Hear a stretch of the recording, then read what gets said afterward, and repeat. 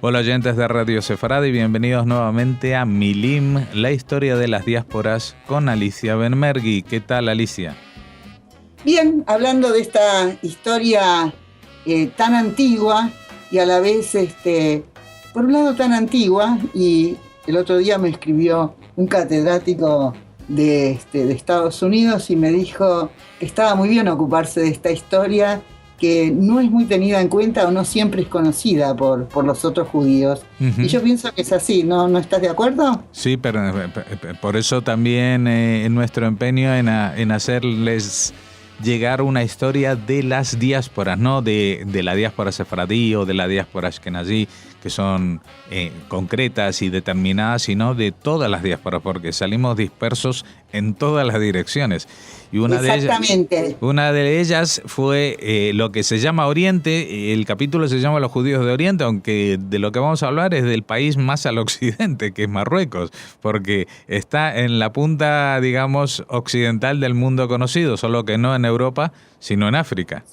En el norte de África. Y en general tampoco, salvo los que pertenecen a esos lugares, yo me doy cuenta muchas veces cuando cuento sobre los judíos de Argelia o los judíos de Túnez o los de Libia, como que parecería como que no pertenecen a esta historia general que es súper interesante, y la historia de los judíos de Marruecos tiene todo un pasado muy rico dentro del judaísmo. Así que bueno, empezamos por contar y decir que entre los judíos de Marruecos y la península ibérica siempre hubo como una ida y vuelta constante.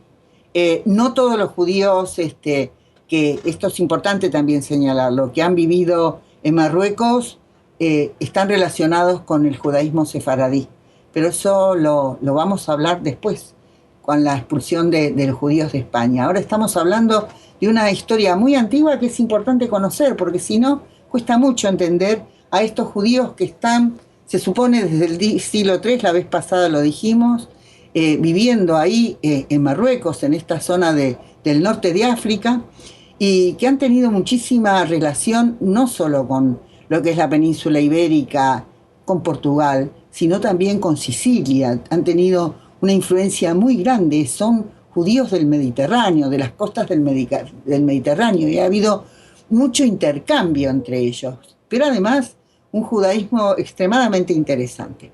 Bueno, esta vez nosotros vamos a empezar con los judíos estos de judíos que se escapan. Los judíos estaban, ya dijimos, del siglo III viviendo en la península ibérica, y muchos de ellos estaban dispersos ya casi en toda España, y sobre todo muchos de ellos vivían en Toledo cuando llegaron los visigodos. Los visigodos, los bárbaros, como habitualmente se llamaba a todos estos pueblos, una invasión de ellos que todavía no estaban demasiado bien convertidos al cristianismo, así que por un tiempo fueron gobernados por los obispos. Y estos que se van a instalar en Toledo empiezan una lenta pero sistemática persecución de los judíos, sobre todo alentados por estos obispos. Creo que había uno que se llamaba Julián, que era un judío converso. Siempre, no sé si ese es un dicho español, seguramente lo será, pero acá en la Argentina hay un dicho que dice que no hay peor cuña que la del mismo palo. Como la mayor parte de nuestros dichos son heredados de España, seguramente será así. Y la persecución fue terrible. Les empiezan a prohibir la celebración del Shabbat, el tener esclavos. En esa época la gente no pagaba empleados. El que no tenía esclavos no tenía manera de cultivar ni de hacer nada. No es porque la esclavitud estuviera bien, pero la esclavitud era una especie de mano de obra.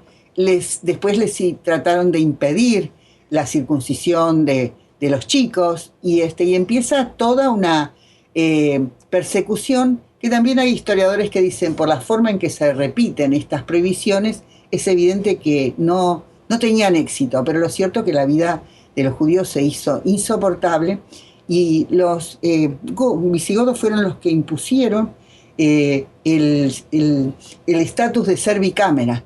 Los judíos le pertenecían al rey, o al noble a quien fuera. Era una especie de objeto que pertenecía. Y eso continuó a lo largo de toda la historia, y se dice que muchas cosas también fueron tomadas por el nazismo, a pesar de la antigüedad que tenían. Y bueno, lo cierto es que muchos judíos, los que pudieron, se escaparon. Entre el 581 y el 693, muchos se fueron a Marruecos, porque Marruecos es el país que está más cercano a la península ibérica todo el tiempo. Esto fue un ida y vuelta. Y lo cierto es que muchos de ellos vuelven con la invasión de los musulmanes. La leyenda negra española, sobre todo del historiador Sánchez Albornoz, que tiene toda una cosa profundamente antijudía, dice que los musulmanes pudieron entrar en el 711 por la traición de los judíos que abrieron las puertas de las murallas de Toledo. Y otros dicen que simplemente cansados los judíos de los sufrimientos que les infligían los visigodos. Lo cierto es que, algunos volvieron y otros no. En Marruecos gobernaron diferentes dinastías. Una de las más importantes fuera la de Idris II. Esto fue entre el siglo VIII y el siglo IX. Y él estableció su capital en Fez, porque también digamos que Marruecos tuvo, de acuerdo a las dinastías, diferentes capitales. Y entonces él autorizó a todos los judíos a establecerse allí. Para él los judíos estaban bien. Tenía toda una cosa de tolerancia y de aceptación de ellos. Pero después vinieron los almorávides, que venían del sur, eran tribus mucho más, hoy en día se diría fundamentalistas. Evidentemente esto siempre existió en todas las religiones, pero en Islam también esto fue una característica. Y estos almorávides tenían su capital en Marrakech y les prohibieron a los judíos vivir allí. Así que dicen que el periodo del gobierno de Idris y sus sucesores fue uno de los más brillantes. Estamos hablando de la antigüedad porque hubo otros periodos brillantes del judaísmo marroquí, desde el punto de vista espiritual e intelectual. Digo por la cantidad de rabinos eran rabinos y muchos de ellos eran eruditos. Y a pesar de que muchos después se fueron también a España, sobre todo a Córdoba, uno de ellos fue el rabino Isaac Alfasi, se fue de Fez para Córdoba. Igual esta vida judía tuvo un gran vigor y una gran riqueza. Los almorávides llegan ahí a lo que es el Andaluz, y también empieza toda la decadencia andalusí, pero parece ser que a algunos judíos no les fue tan mal con los almorávides. Los almorávides y después los almohades practicaban la conversión de los judíos, y entonces esto va a tener que ver, por ejemplo, con el abandono de Córdoba y la partida de la familia de Maimónides, de su familia. Maimónides era un joven, para evitar la presencia y además esta conversión forzada. Hay una historia también que cuenta que hubo un centro importante de estudios rabínicos yo no sé cómo se dice, tengo que decirlo, en la zona de la región del Atlas, de lo que es uno de los oasis más importantes. Y bueno, cuento esto para que la gente tenga conciencia de que los judíos, ¿dónde estaban? Estaban en prácticamente casi todo el territorio de Marruecos. No estoy hablando de aquellos que son descendientes de bereberes. Si uno entra y mira en internet, habla de judíos bereberes. Yo lo que tengo es la curiosidad de saber qué son judíos bereberes. Todavía no logro darme cuenta. No sé si alguna vez volveré a Marruecos, donde estuve 2 veces. Pero esto me parece extremadamente interesante, porque ellos han estado prácticamente en todo el territorio que es de Marruecos. ¿Tengo tiempo para contar algunas otras cosas más? Sí. Bueno, después vienen los almohades. Y los almohades son todavía mucho más rígidos y mucho más severos, no solo con los judíos, también con los cristianos. Primero se termina el Al-Ándalus, esa notabilísima civilización, y después los reinos de taifas, porque ellos son totalmente intolerantes. Los judíos se escapan a territorio cristiano, y los cristianos que pueden también. Y en esto es Ibn Tumar, que es el que va a gobernar en sus cosas, y bueno, y ahí empieza esta época de decadencia. Es un fanatismo terrible, y también estos almohades, la familia de Maimónides termina yéndose de la península ibérica y se van a Fez.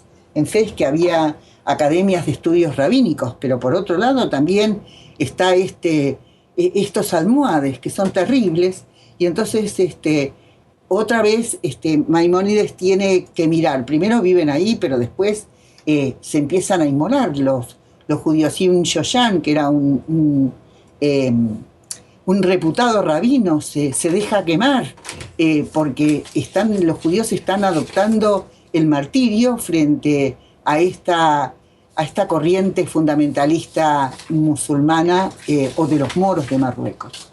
Y entonces es ahí donde, antes de irse, porque después la familia de Maimónides se va de Fez, él le dirige desde allí una carta a todos los judíos donde le dice que los judíos no deben practicar el martirio, los judíos no se inmolan por la religión, los judíos, eso es algo totalmente ajeno al judaísmo, era algo que estaban copiando evidentemente del cristianismo. Tampoco se quedan viviendo en los lugares donde a los judíos no les es permitido vivir libremente su religión, o por lo menos tolerantemente, y entonces lo que él dice es que hay que fingir ser musulmán y después irse de esos lugares, no quedarse allí. Bueno, todo el judaísmo europeo, el ashkenazí también, estaba padeciendo las persecuciones de los cruzados en su marcha hacia Israel o a Jerusalén, a lo que es Tierra Santa, y entonces también los judíos de Ashkenazim también se encerraban en las sinagogas y se dejaban quemar vivos. Es una práctica contra la que él se opuso terminantemente, Maimónides. Bueno, entonces estos judíos que se van, terminan volviéndose, se van a lo que es la región del norte de España, se van con los reyes de Aragón a Cataluña y a Mallorca, donde los tratan bien. Y aparecen después, constantemente se suceden distintas dinastías. Y hay dos dinastías, una son los benimerines, por lo menos así se dice en castellano, donde en la Cátedra de España me enseñaron a mí. Sé que los benimerines fueron muy amistosos con los judíos. Esto es en el 1275 fueron atacados por una muchedumbre de Mur, como se dice en inglés, que estas cosas les pasaban a los judíos también en Europa, y entonces los protegió el sultán. Lo que pasa es que era una dinastía benevolente, pero lo que se daba cuenta además era de la capacidad de estos judíos. Muchos de ellos ya funcionaban como embajadores de los reinos cristianos. Los reinos cristianos los necesitaban a los judíos para cumplir esta función, de gente que conocía la mentalidad musulmana, la mentalidad de estos judíos de Marruecos, y entonces lo que hacen es ponerlos a trabajar para sí. Y en estas cosas lo que van a hacer estos, van a participar del comercio del oro. Del oro nosotros acá decimos Sahara, en España me di cuenta que dicen Sáhara. Y bueno, fue muy importante todo el tema del comercio del oro. Por mucho tiempo el oro fue sobre todo desde el Sudán, creo, hasta Europa, y estos judíos participaron en esto y tenían también relaciones con el comercio de la zona, no solo del Sahara, sino del área transsahariana. También pasaban por ahí las caravanas que iban a la ruta de la seda, y entonces estos judíos se hicieron extremadamente ricos. Ahora, ser extremadamente ricos era algo relativo para ellos. Eran también, hacían negocio junto, estos los benimerines, con los aragoneses, con lo que es Cataluña hoy en día, y tenían barcos para defender a Marruecos. Era un negocio bastante importante. No nos olvidemos que en esa época también existían los piratas. A cambio de esto, lo que pagaban eran unos impuestos espantosos, enormes fortunas. Y también es necesario saber y recordar que cuando cambiaban los vientos, las tornas de los vientos, a estos judíos los mataban, o como ya pasó en varias oportunidades, o los torturaban con muchísima crueldad, y todo el poder y todo el dinero que tenían no les sirvió para nada, incluso para facilitar que fueran más codiciados los bienes que ellos tenían.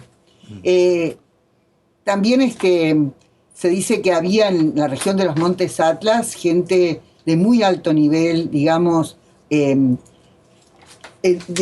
erudición judía, estos que estaban. Y uno de ellos, muchos de ellos eran cabalistas, y dice que el último filósofo marroquí de la Edad Media fue Yehuda Nissim ibn Malka, el hijo de la reina, quien vivía todavía en 1365. Esta es una historia constante de marchas y contramarchas. Cuando a los judíos les iba muy mal en España, se iban, muchos de ellos se fueron a Palmas de Mallorca, muchos de los expulsados en 1398 de Cataluña se fueron a Marruecos y se instalaron ahí. Hay como una constante, un movimiento constante, un flujo constante que va a durar para siempre, porque después tenemos en la época donde no había judíos, y sin embargo estos judíos, muchos de ellos ya son descendientes de los sefaradíes, que van a estar instalados también en Marruecos, van a entrar en territorio español para hacer negocios. Por eso es una historia interesante y apasionante. Pero además, ya estoy terminando, estos judíos de Marruecos han tenido una característica, no sé si lo contamos otra vez, pero bueno, lo que abunda no daña. Estos judíos de Marruecos y después los que se van a instalar ahí, que son los judíos sefaradíes, van a ser muy influyentes. Primero van a ser muy influyentes por toda la herencia cultural que traen. Tuvieron 1300 años en España, han tenido tiempo, y además han tenido insignes sabios, filósofos, rabinos. Pero además, en lo que ellos trabajaron fue en la conservación y en la expansión del judaísmo, y lo hicieron en otras regiones, en el Oriente, en las zonas de lo que hoy en día es Rusia. Iban y enseñaban y educaban.